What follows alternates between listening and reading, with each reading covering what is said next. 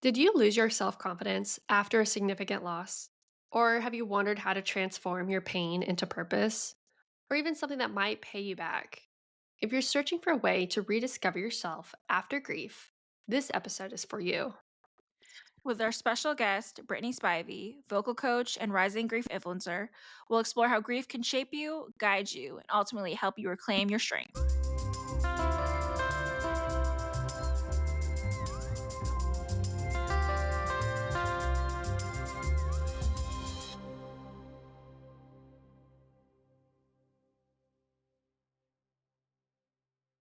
Today, we are thrilled to have Brittany Spivey, a talented vocal coach and an incredible force of positivity, as our guest.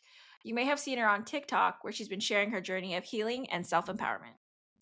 Brittany is not only a voice coach, but someone who has transformed her grief into a source of strength. In this episode, she opens up about losing her mom and how that has shaped her physically, mentally, and emotionally. We talk about using your voice, both literally and figuratively, to reclaim your power, but also help others do the same during their darkest moments. Brittany's journey has been such a positive beacon of light, and we're so excited to call her a grief friend. So grab a seat and let's dive into this inspiring conversation about finding your voice and your strength after loss. So, welcome, Brittany. We're so happy to have you on our podcast. Me and Kendall are big fans over here on your TikTok.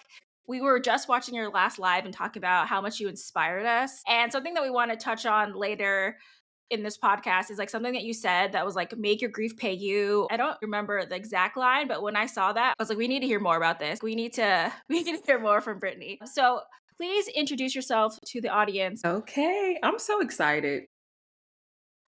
We're We're so so happy excited to to have have you. you here. Well, my name is Brittany Spivey, and I'm a mom of a preteen.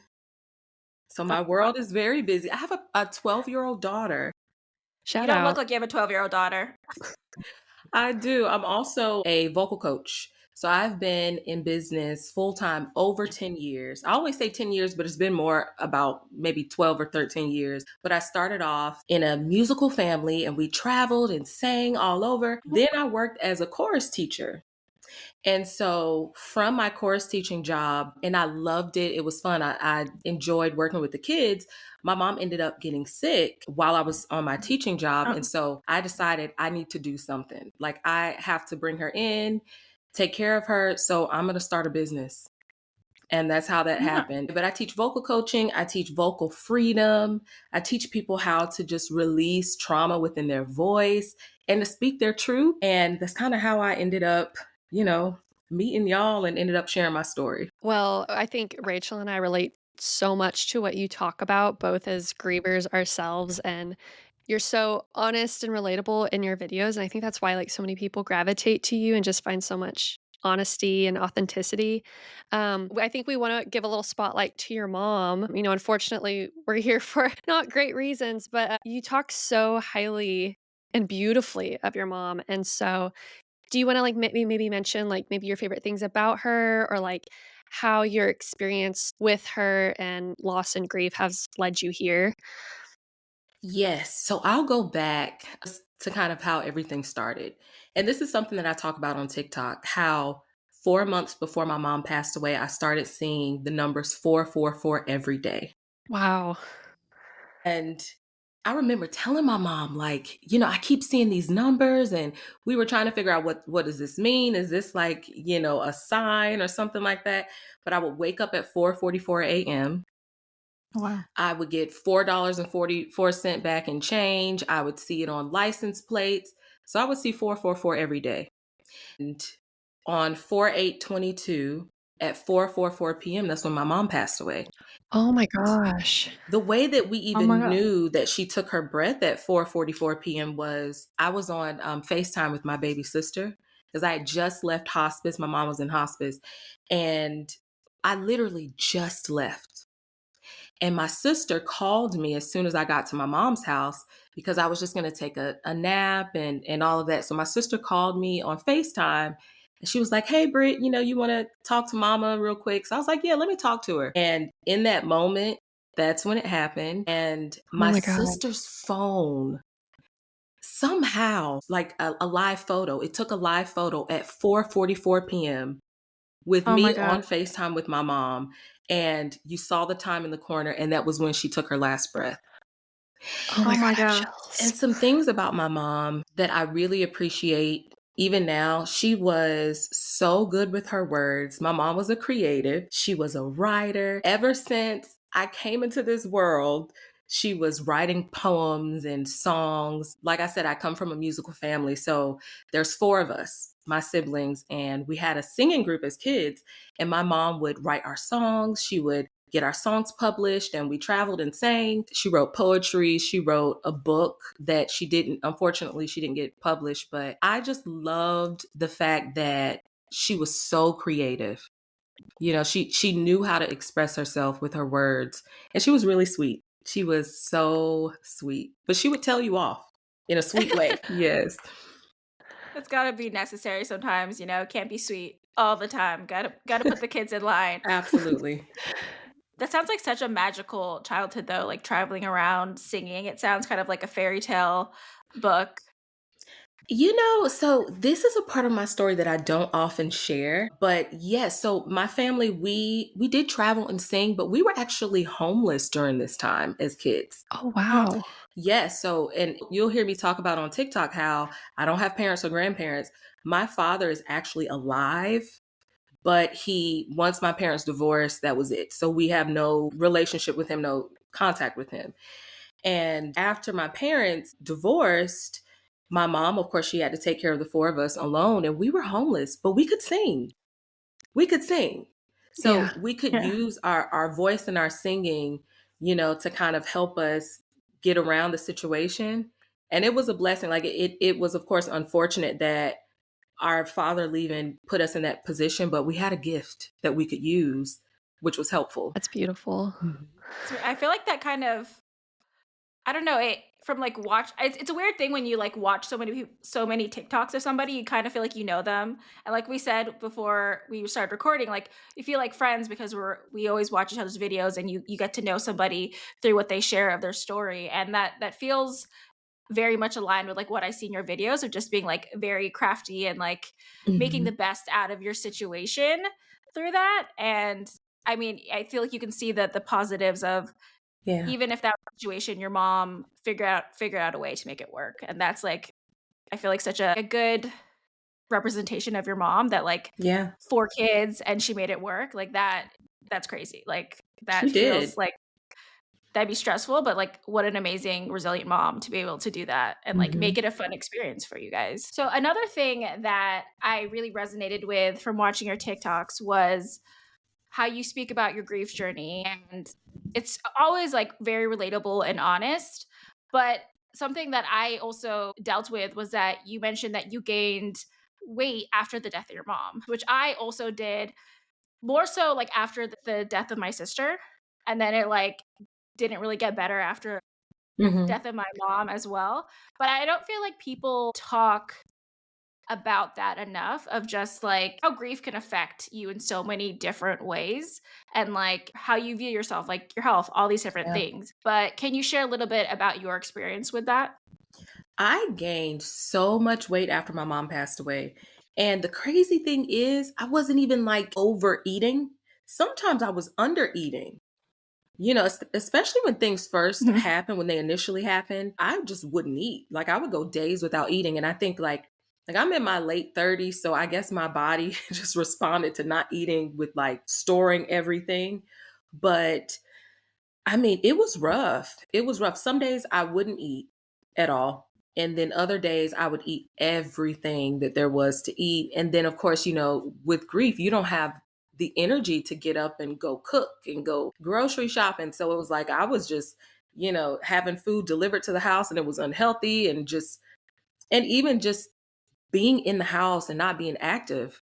I put on Yeah. almost 30 pounds when my mom passed, but it changes the way that you see yourself because it's like, okay, I've had this insanely difficult thing happen to me. Now I look like a completely different person. For me, when my mom passed, my entire identity shifted. So it was like the weight gain, I started looking different. I lost friends and I didn't feel good in my clothes. I didn't go outside often. But yeah, the weight gain was I'm going to say was and is still something that I deal with. And it's rough. It's so hard to get past it. Yeah, something that I didn't realize was, like, sometimes you don't wanna look at yourself in the mirror Yeah. because you're just like, one, it's like kind of like a trauma response of like whether your habits are overeating or undereating, but it's like when your body changes and then if you're not like working out or even going outside, it's like your body starts reacting and then you don't even realize sometimes like how quickly you put on weight. Like I have now gone back into like working out and taking care of myself, but it's still an ongoing process.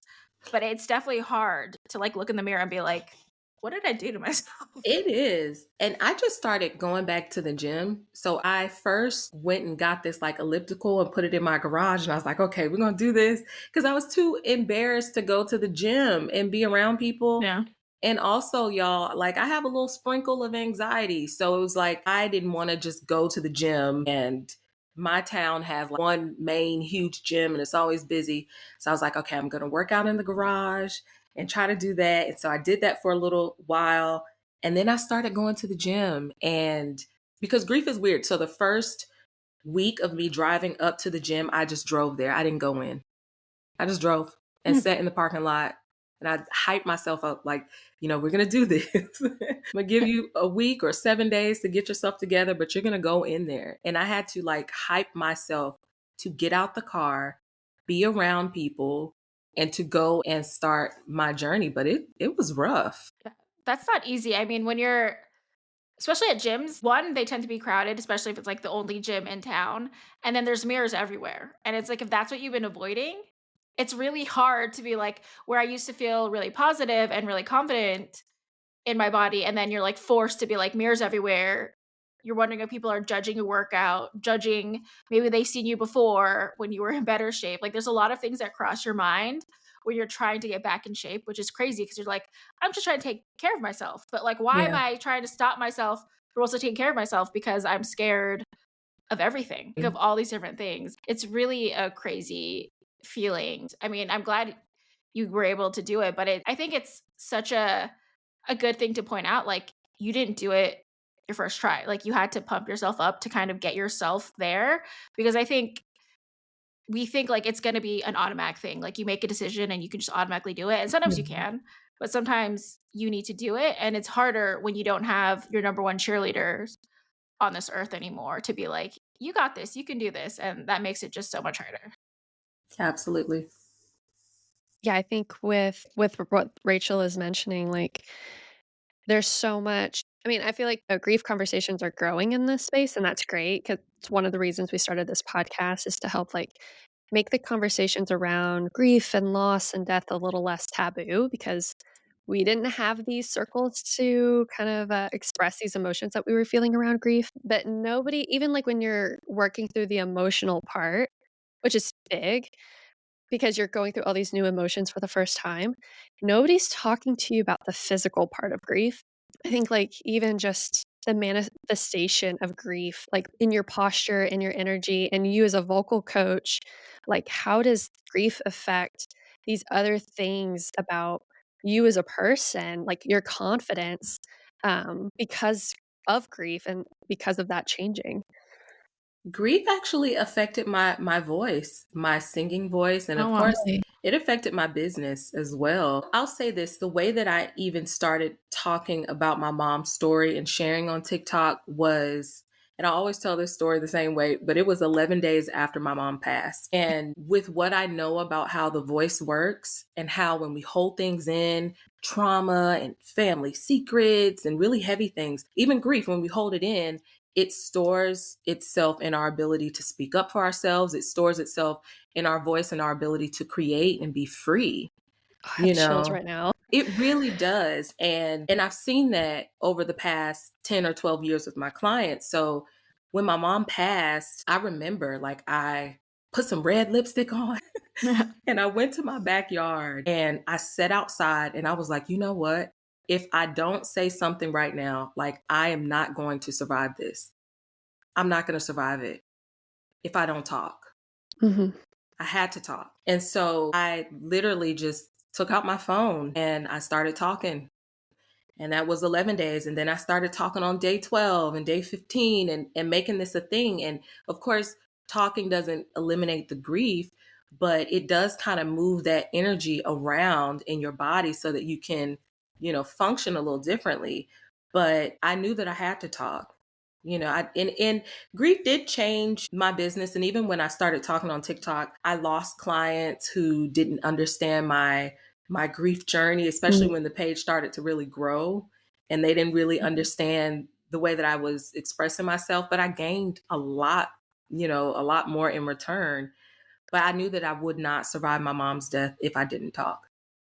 Yeah. Yeah, that's me and Kendall always talk about how we took forever to talk about our grief, like many years. It took like, I mean, my dad passed away 10 years ago, my sister 8, and my mom 6. And it's been like 4 years since Kendall lost her dad. So it took a while to do that. It's really been, this year has been a turning point, like with our podcast and joining like a support group. And I personally like feel so much lighter Yeah. because I don't keep it in and I don't pretend like everything's okay. And it's helped me process my grief and just feel so more empowered with myself by actually talking about it. But like we always say, like, we're so amazed when people do that so much sooner. Like people in our support group have done it. We're like, I just didn't have the ability to do that. Yeah. But it feels so much better to grieve out loud than grieving in silence. And I'm just amazed that you did that in 11 days and then have been able to kind of build what you're building through that, like the power of just your story.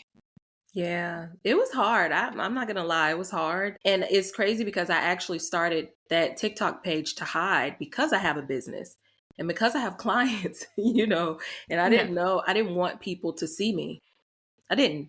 I was like, okay, I just need to talk, and I don't want people to see this because I knew that and I made a commitment to myself, if I'm gonna talk about how this really feels, I'm gonna talk about how this really feels, whether people agree with it or clients agree with it. So I started the page to hide. I wanna dig deeper into that for a moment because I feel like that is a very relevant feeling for a lot of grievers, this feeling of wanting to hide within ourselves, and it's not that anybody is prompting that, but it's truly because of a loss and a great life change. I went through a period of, like, I didn't want people to look at me or, like, I'd wear sunglasses inside, like, Mhm. truly a way to, like, hide my eyes from people.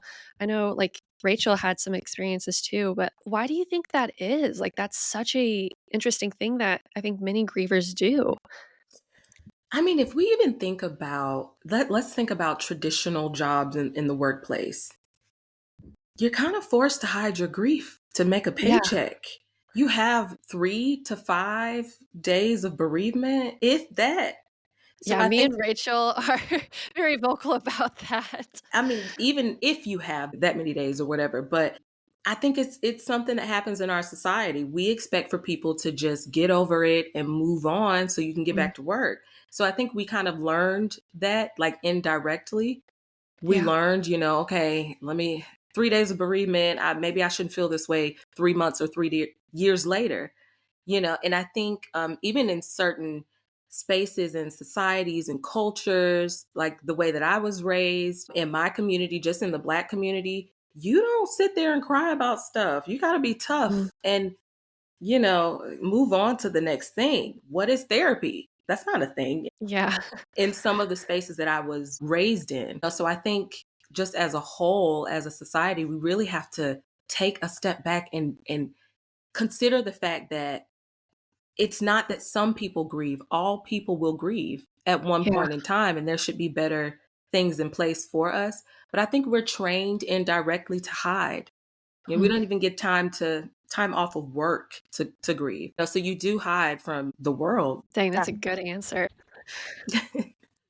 Yeah, I mean, I see it also, like, agree with all of that, but I felt it was almost like you're getting stabbed. Like, I lost both my parents and my sister, so I felt like it was, like, so many just crazy things happening Mhm. that I didn't want people's pity. I didn't want people to see me as a sad, sad girl, even though, like, looking back, like, I was definitely a sad, sad girl for many times throughout Yeah. that year, and I still cry frequently, but I just, like, didn't want to be seen as, like, weak and sad, Yeah. and, there's difference between, like, empathy and like pity or anything, but I just like didn't want it. I was just like, I don't want this to be part of my story. And it was really hard. I didn't realize just like you stop like getting ready, you stop finding clothes that fit, or like that work well for you. You stop working out. You don't want to be seen. You don't want to be perceived by anyone. You Mhm. don't want people to know what's really going on.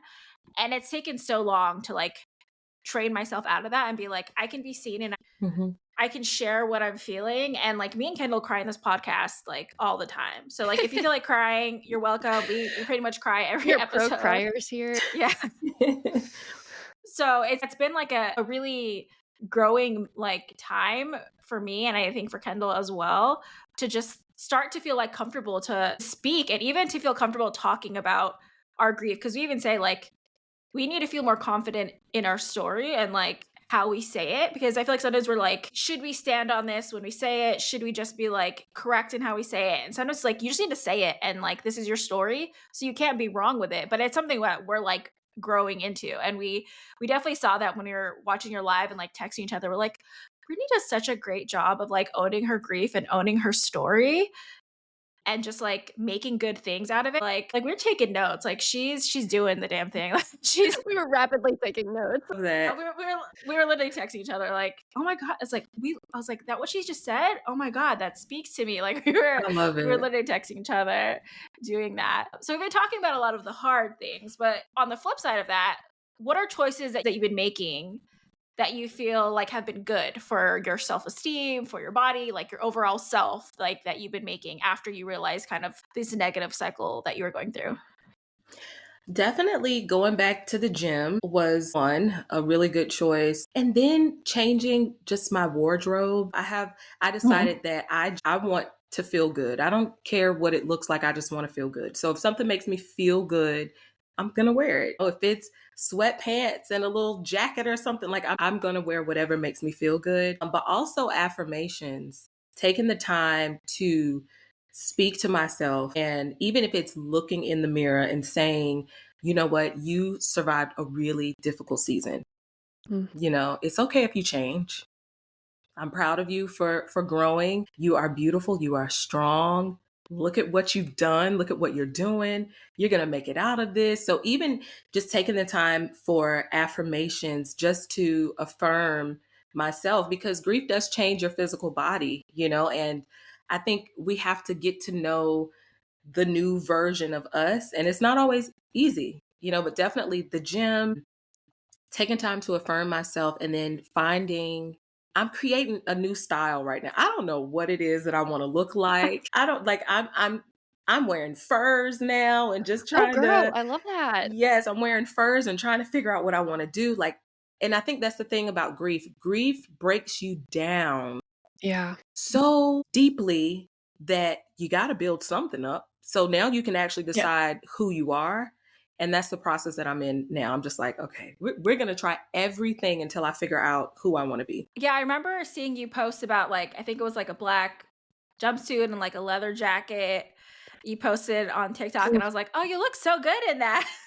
Yes. Yeah. And I would never put anything like that fitted on this body, maybe my old body, but I'm learning.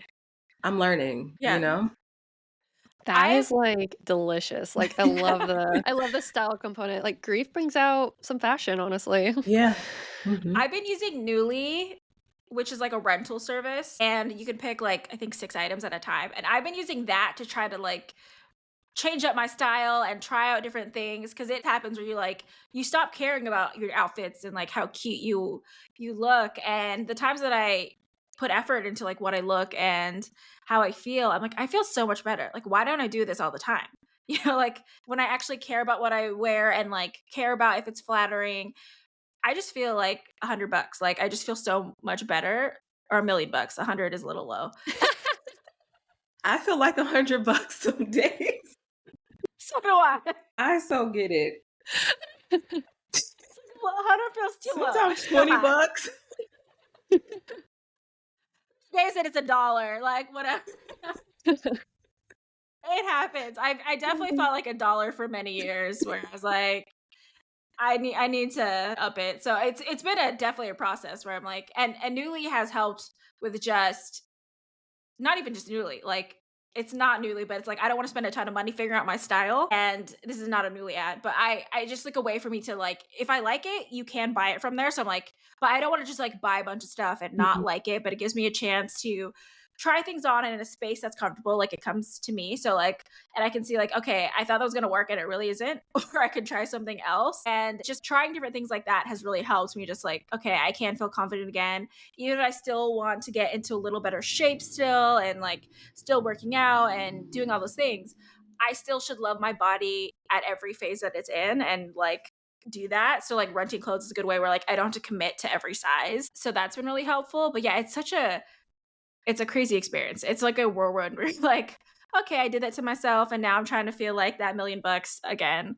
But I really liked how you brought up the affirmations because that was something we were going to ask you later on that we were going to bring up because I do think that affirmations are so important and I don't think I always give it enough space in my day-to-day life. Like I say it out of like, oh, I should do this, like I should tell myself, but it really does help. So, Brittany, have you gained a new appreciation for your voice or your body, or I think more importantly, like the ability to carry yourself through difficult situations like grief? Absolutely. Yes, and I'll start with my voice. I did not speak much as a child. And I could talk, of course, but I just didn't, so things that happened in my childhood, I was just really withdrawn and I didn't talk a lot and I was like the little kid in class that would just never raise their hand and I didn't make friends easily. My voice was just cut off from an early age. So the fact that I can go from someone who didn't speak, people didn't even know that I could talk because I just wouldn't. So to go from that to Wow. someone who is using their voice professionally, not just for themselves, but to help other people. And then on top of that, using my voice to share my mom's story, I'm absolutely proud of the way that my voice has found its path and its way and its freedom. Especially in one of the most difficult times of my life when I wanted to just stay silent. So I'm absolutely proud of that. Um, Also proud of myself for trying new things with, my hair or my wardrobe or my makeup. And also, y'all, I don't know if y'all had this happen to y'all with grief, but I didn't leave the house for a long time initially. Oh, girl, yeah. And even just starting this year, I'm starting to get out more and, getting dressed up and going out with my friends. And so I'm proud of that. I'm proud of the fact that I've been able to use my voice and then make it through a really difficult situation. We're kind of flipping between questions, but I want to like jump in and ask another question really quick, like before proceeding in that. I feel like between Rachel and I, one of the things that we like kind of bonded on early is that it took us years to figure out and find some footing in healing and like addressing the grief journey. And like, I think us finding a community this year in the grief space, like, has added so much clarity and like understanding to all of this. I say that because when my dad passed in 2020, the world was shut down, and in some sense, like, even if I wanted to distract myself, there wasn't things to do. Do you have, like, a community that you lean on or, like, talk about grief with? Do you think that is a huge part of maybe, like, your grief journey or a part of your healing journey in utilizing your voice and kind of confronting grief head on? I would say TikTok has definitely been a huge part of that. And I've made a lot of friends. And, we message each other and text each other. And if you're feeling bad one day, so that's definitely been something that's amazing. And I talked about this maybe a few days ago or last week, how I went to a grief support group. I recently joined Yay! one and that's been amazing. I didn't expect that I would enjoy it, but I needed it, So that's been Mm, helpful. Yeah. And also my family group chat. That's that's important, important. just like being able to talk about all of the things that have happened. But you know what? I'll add one more thing is my friends, like my best friends. I had one best friend who, after my mom passed away, our friendship just, dissolved. And that's cool because it happens. But I do have like really Yeah. close friends who they will pull up on me if they don't hear from me enough, They are like, listen, I'm coming to your house, I'm pulling up. Definitely having my friends to talk to has been amazing. But I will say that just you asking me that question, Kendall, is like, okay, I need to find more ways to engage in a community. Yeah, personally, I'm gonna speak for myself, but having these communities to talk about grief with, because same way, I had great friends, but I recognize that it was, like, the 3 of us learning about grief and, like, how do you even support your friend who just lost their closest parent? How do you even begin to start these conversations? And I'm very blessed to have them in my life because they carried me through that dark time.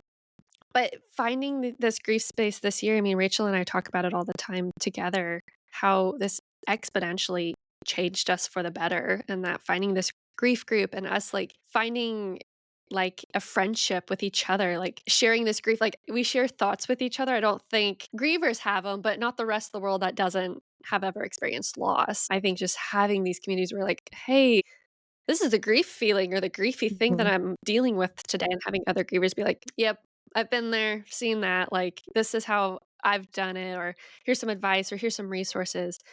I don't think I would even be talking about grief the way we have been on this podcast if I hadn't found the support group or even met Rachel. I'd still be very closed off and Yeah. personal about my loss with my dad. Yeah, and I wanna circle back to the support group because I didn't think I was gonna like it either, and when I first joined one, not in the same organization that we're in now, but I didn't really like it. Like, I just didn't feel that sense of community, and some people were very, I'd say, like, not respectful of, like, my Mm, own grief thoughts, Mhm. or, like, a little snappy, and I was like, "I thought this is a support group, like, why are you trying to be right?" where's the support? Like, you're trying to be right in, like, my grief, like, even if you grieve differently, like, I can respect that that's how you grieve and people grieve differently, but there's no reason to be, like, trying to correct my own grief thoughts, and I was like, "Maybe this really isn't for me," and joining the other one, I also didn't find, like, a group that fit, so I started organizing one, and I met Kendall through, like, the training, and then she's in the one that I organized, but, like, if I hadn't done that and given up, like, I never would've then Mhm. been like, "Oh, me and Kendall, like, I feel like we could, like, create a podcast." Like, none of this would have happened if I hadn't just, like, kept going. So, for the people that also think that maybe it's not for you, maybe try a few because you never know, and like Brittany said, like, she didn't think it was gonna be something she liked, but she likes it, like, and you might have to just find the right community where you feel comfortable and you have that trust with people for it to feel like a good thing. So, kind of going into that I feel like this is a good lead way to the next question is how have you been able to find more peace with your grief and your grief journey? Because I feel like it took me a long time, and I don't know, like, I'm 100% at peace with it, but I feel like I've reached a level of Mhm. acceptance that of my grief, but, like, where do you feel like you Ooh. are in your grief Oh, journey? have I found peace? I would say that for me, allowing myself to be okay with the fact that grief may not be peaceful sometimes. Oh, Yeah. wow. I think that's the biggest thing. And I don't know if y'all have been feeling this for the holidays, but the holidays have been kicking my tail. Yes. Yeah. I've been dehydrated this whole month. I've been crying. The holidays have been kicking my tail, and I have to keep reminding myself it's not always going to feel good. It's Mm, not always going to be mm, peaceful. It's not always going to, no. grief is not always going to feel the way that we think it should feel. And then there's a lot of people who aren't grievers who may think that we'll be over it in 5 years or whatever, but that's just not Yeah. the reality. And I think allowing myself to just understand that it's okay if I don't have peace in the moment. I can do things Mm, to create peace or whatever peace can look like, whatever for me. So, therapy is definitely one. That's another thing that I have been doing. And my therapist is amazing. I will get online and research because I have anxiety. So, I'll get online and research, how to calm down from anxiety, or I'll use my own breathing techniques that I do with my clients. And one thing that saved my life, I think, when my mom first passed was spending time outside. And it seems so like minor Mm. or elementary to just go outside, but I would literally go outside. I don't care if I was full blown dressed. I would go outside with no shoes on, just sit in the sun, put my feet to the earth, and I would take a deep breath in and then I would blow out. And when I blew my air out, I would just envision that the earth was just taking my pain. So I have my feet to the Oh, earth. I love I that. take a deep breath in, blow out, and just envision. I would envision my pain and my grief as if it was leaving through my feet and the earth was just taking it for me, and as crazy as that sounds, it worked.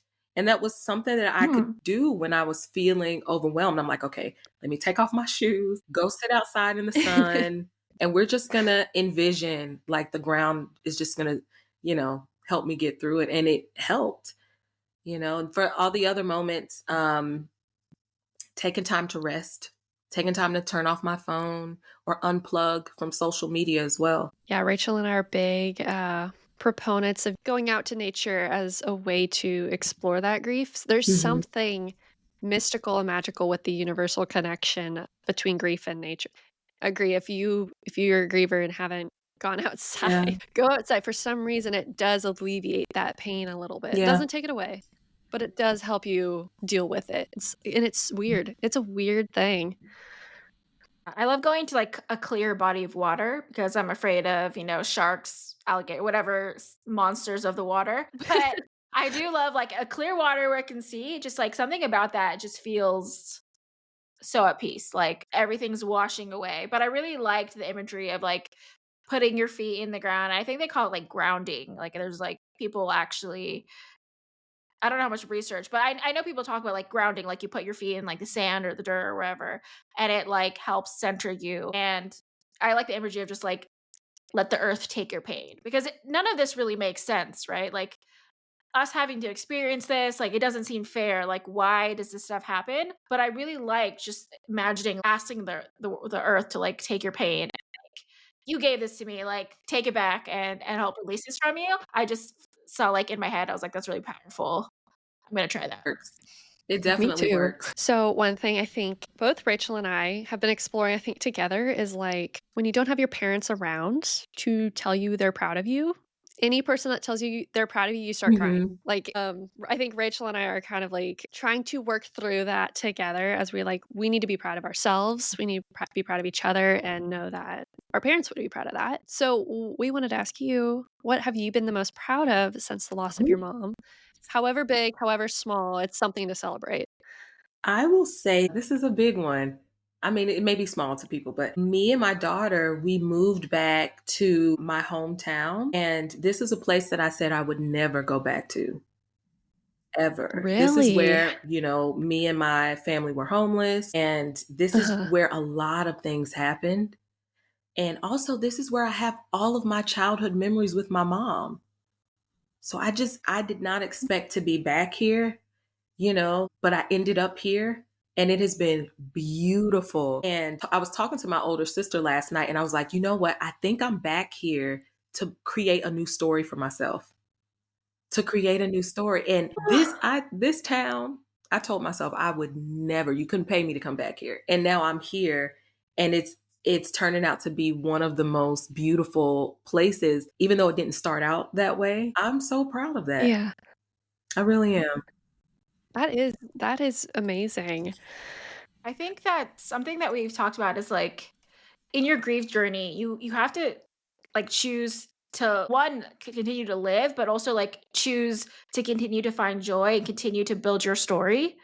And I just like immediately thought of that when you said that. It's like you're choosing yourself and starting this like new chapter because you have to, and some people don't. Like, some people just, the pain is so much. I'm not judging them, like, it's hard to get past that. It's Yeah. hard to keep going, but I think there's a beauty in, like, I'm gonna choose myself and figure out what the next thing is for me Yeah. and how to actually have a beautiful life as much as I can because, we get to live a life and they would want us to, and I know a lot of people hate that, but I feel like you have to get to that, you have to feel that in yourself. Like no one can tell you that. Like you have to reach that step where you're like, they would Mhm. actually want me to be happy. They would want me to be doing more for myself if you're really stuck in your grief. And yeah, I really, when you said that, I was like, that's a Yeah, beautiful like step and kind of full circle moment where like I'm doing this for me and starting absolutely. over. So kind of going off of that, what are some like activities would you recommend to other grievers rediscover their strengths and passions after grief or maybe through their grief? Because I feel like there is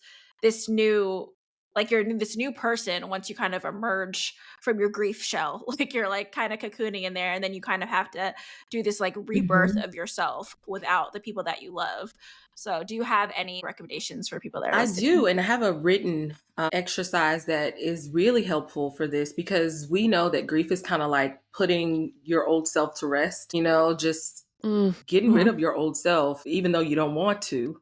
You kind of have to. So Yeah. I would tell, someone that's trying to kind of figure out their new path through grief, write down on a sheet of paper or a notebook who the old person was. So write down every single thing about your old life, the stuff that you loved, the stuff that you didn't like, your loved ones who were there in that old life and that old reality. Just write it out. And I always say, write it out instead of typing it out. Like there's just something powerful with you writing your words. Mhm. Write out the old life. You can take it, you can keep it. I keep mine. You can, do whatever it is you want to do with it. And just write out your old life like to the T. And then on a new page, write out what you want your new life to look like. Write out the person that you want to be, who you want to meet, the things that you want to accomplish, what you want yourself to look like and your world to look like. And start there. Start there. You'll have a clear outline of what happens next. Grief, one of the things with grief is like our brains get so foggy and we can't really always process and remember things. But when you have it written out, So true. yeah, you can look at the old life and appreciate everything that has happened and everything that's come to you. And then you have this new set of like, okay, this is what I want now. This is what I want. And maybe I'll start with one thing. If it's, I want to be proud of my body, then I'll start with that. Or the new me is in a new home. Start with that, whatever it Yeah. is. So creating two different versions of yourself on these two different pages and just taking the new, sticking to it.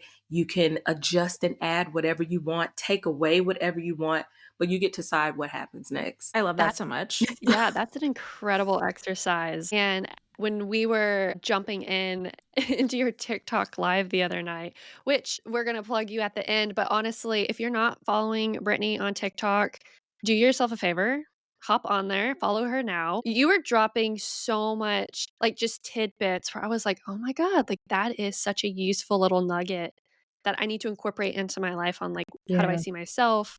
How do I vision my grief? Like, how do I look at my future?"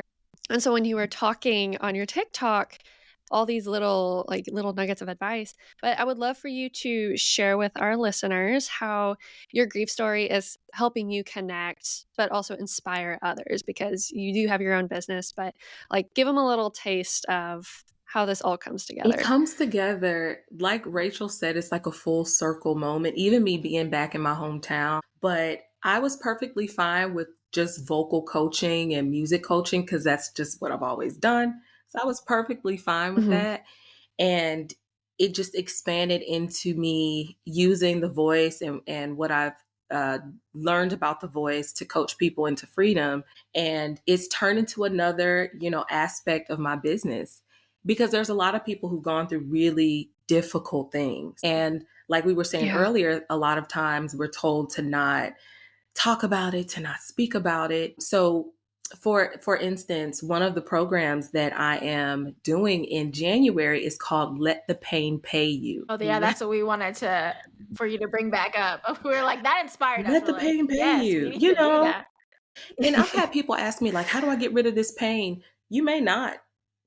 I mean, if I'm real, so if it's going to be there, Yeah. charge it Yeah. rent. Let it take care of you. Let it provide the resources that you need because the pain isn't going to go anywhere. So within my Mhm. business, I've created different ways to teach people, first of all, how to free themselves from just vocal stagnation and trauma.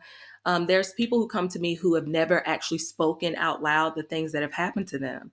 And they're like, dang, it's Oh, been wow. 20, 30 years and I never even said that this happened to me and just having a place to do that. And that's why I think therapy is so important. I think that's one of the powerful things about therapy is you're actually releasing that energy from your voice. So even Mm. with Let the Pain Pay You, it is an I'm sorry, I was gonna say it's an organization, not an organization. Unless I make it into an organization. Is that God? Yeah. There's still time, make it a Yeah. corporation, girl. You Like, should. wait a You minute. should. Did that just like impart into me. Yeah. Growth is I was happening in gonna, you know, 2025 it's Yeah. for crazy. sure. I've been calling it an organization every time I tell people about it, and it's not yet. Maybe that's a Really? sign. It needs to be. That's what I it's think telling you. so. And we're gonna look back at this recording and let it all come together. But it's a program that helps people to free themselves with their voice, but also in an unconventional way, learn to speak and as well accept the abundance that comes in from that, you know, Mm. because we do sometimes we do kind of feel weird about like telling our stories when it's something that is traumatic, and receiving compensation from that can feel weird. It feels a little Yeah. weird. Yeah. You know, it does, Yeah. but we have to kind of just rewire our thinking with that. I think also, I mean, I've said it before, like there is this I worked with he's like a self-help guy or whatever, and his story, he had a hard like childhood and stuff, but I don't think it's necessarily like I don't like comparing people's like trauma Mhm. and pain, but in terms of like other what other people go through, it's like it's pretty much on the same like playing field. But he has taken his story to now that he charges like it was 70,000 to speak at places, and now it's like Wow. $120,000 to speak for like an hour, and that's what he Yeah. charges. So it very much is that, and I feel like we maybe it's as women whatever we feel like we can't I don't necessarily like charge for our pain, but it's like it's Mhm. our story. It's our rebirth from the story.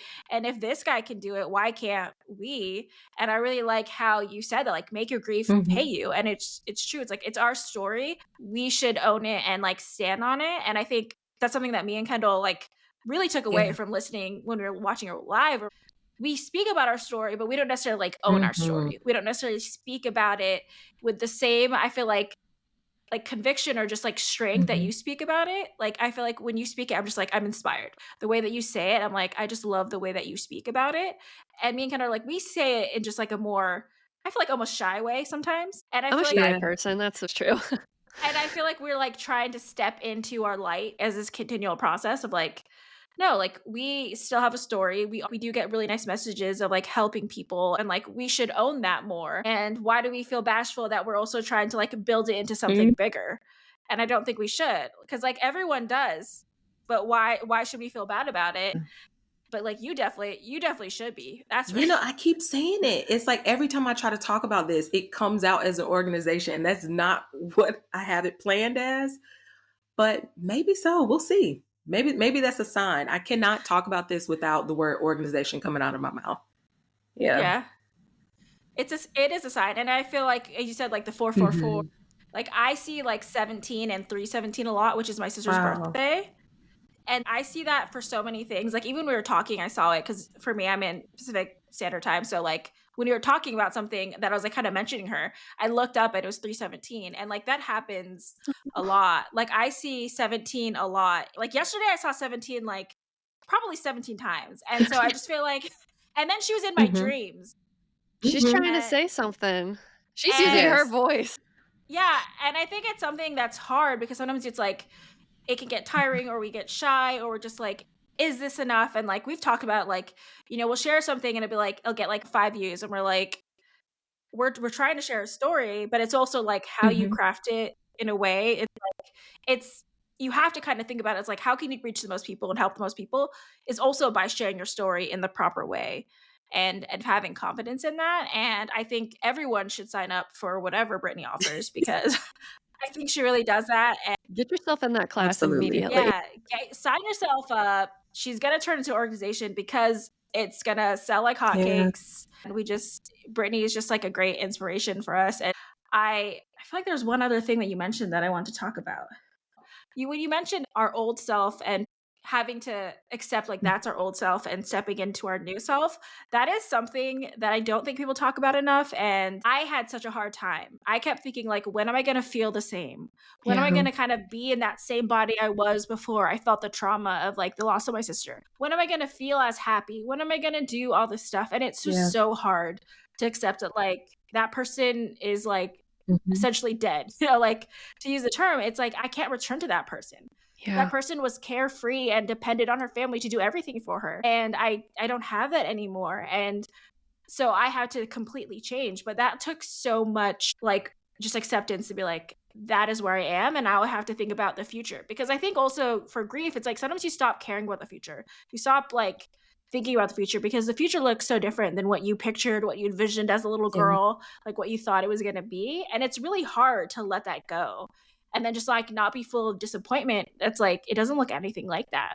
Like nothing looks the same. And when you said that, I was like, that exercise I need to Mhm. do because Me too. it's, yeah, it's a thing that I've accepted, but it's still a process. Like you're still ongoing. You're Mhm. never like cured from grief. And like you said, like that pain of grief is always going to be there because when you love someone so much, you're Yeah. going to feel it. And like Yeah. December has sucked in so many ways. Like I cried earlier today. I'm almost crying now. I'll probably cry Yeah. later. Like it's just been heightened emotions. Like I have been having to like baby my Stanley Cup because Mhm. I'm like, you need to drink more water because you are Same. leaking from the ducts and just Yeah. like you're gonna faint. And so I really appreciated like listening to your stories. And when I asked you to come on, I was like, I was telling Kendall, I was like, we need to ask her. I was like, I'm so inspired by her story, watch her videos.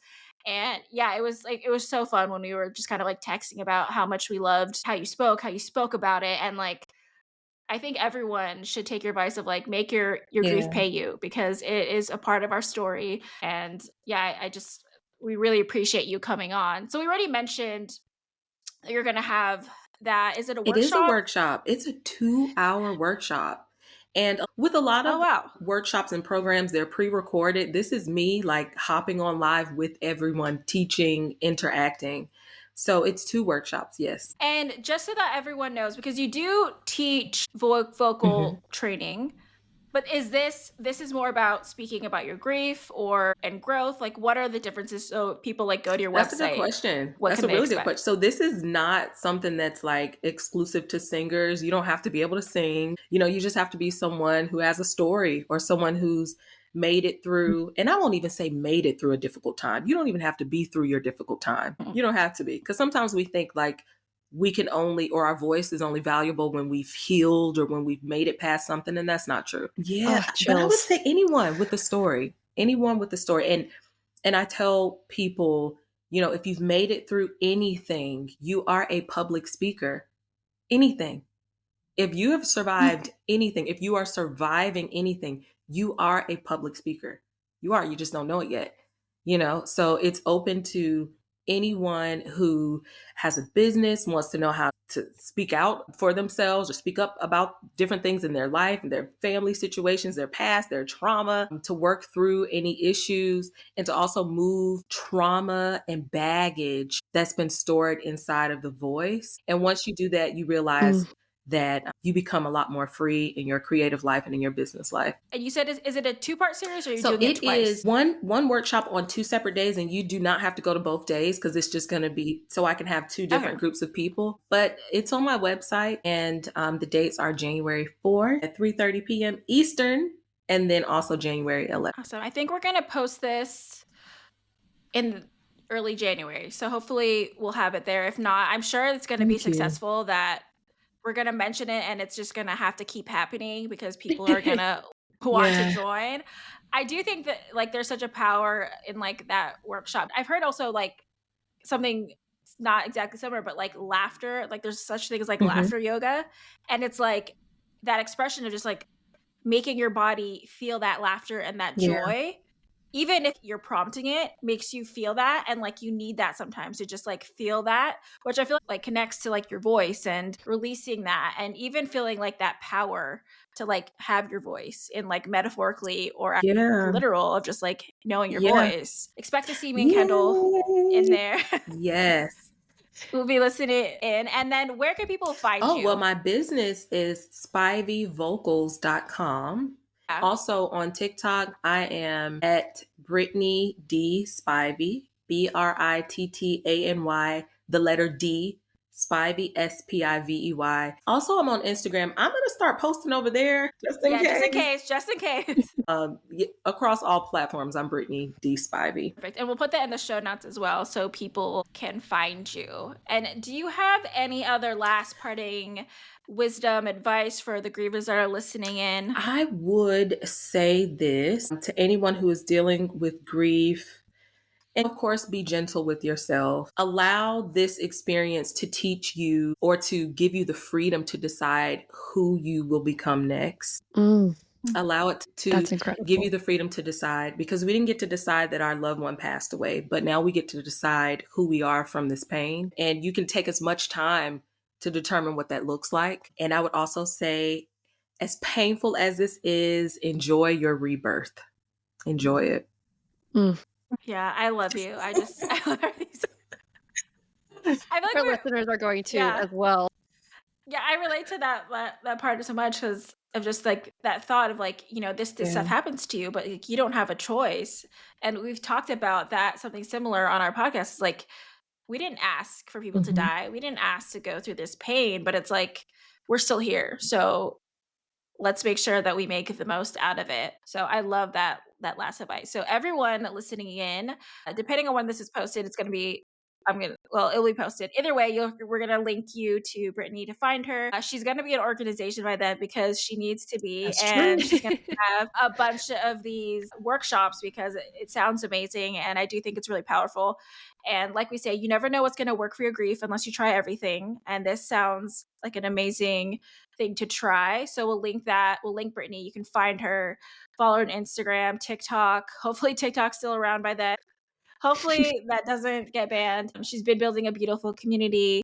She's been very supportive. I've been loving following her journey and her growth and just her wisdom and seeing how she supports other people, but how many people support her as well. So we love Brittany around here, and we're truly in awe of like your journey and how you speak and just kind of the light that you give off to people. And I think with grief, you can either go to Yeah. the darkness or choose light, and sometimes you kind of do both a little bit, and then hopefully find your way back to the light. But me and Kendall can agree, like you definitely give off that light You power. exude But sparkles and radiance, like you Thank really you. do. That's so sweet. also, great skin. Like, what do you use Y'all for your wanna face? know? I use the cheapest stuff there is out here. Like, I'm so serious. And even my makeup and stuff, like I'll use whatever is there. But I mean, I use like soap and water and alcohol, the little, rubbing alcohol pads, and just CeraVe as a moisturizer. And Oh, I shout mean, out I to don't even them. do anything, I'm just like, I probably should start since I'm 35. I probably should start getting a better routine and actually trying to spend money on stuff. But I Yeah. use the cheapest stuff there is. I do. Well, it's Well, working. goddamn, you're Yeah. gorgeous. It's not fair. You'll see it if you're listening, you can't see that she's glowing, but if Oh, you're watching this on YouTube, then you'll be able to see that she's thank glowing. you. So hop onto YouTube to check that out and watch her Yeah. glow in real life. Follow her on TikTok so you can feel the warmth, feel the radiance, feel Yeah, more sparkly after you're done listening to her, because you really do just feel more empowered to go out and I change the love that. world. Yeah, I feel empowered. But thank you so much, Brittany. Like, thank you for coming on. We're really excited to start our season 2 with you as our first guest for season 2. We thought that this would be like a great episode to inspire people, but also be very honest. And we're happy that this worked out. We're scared for a second with some internet issues, but like thankfully the universe was on our side and we were able to do this and get you in before to start the new year, because I think people really appreciate the wisdom and everything that you Thank share. So you. thank Thank you y'all so for having much. me. Thank you. We appreciate it so much. Yay. Thank you so much for joining us for another episode of the Two Girls with Grief podcast. If you are looking for any resources, we'll include some down below in the show notes. And a reminder that we have new episodes every Tuesday.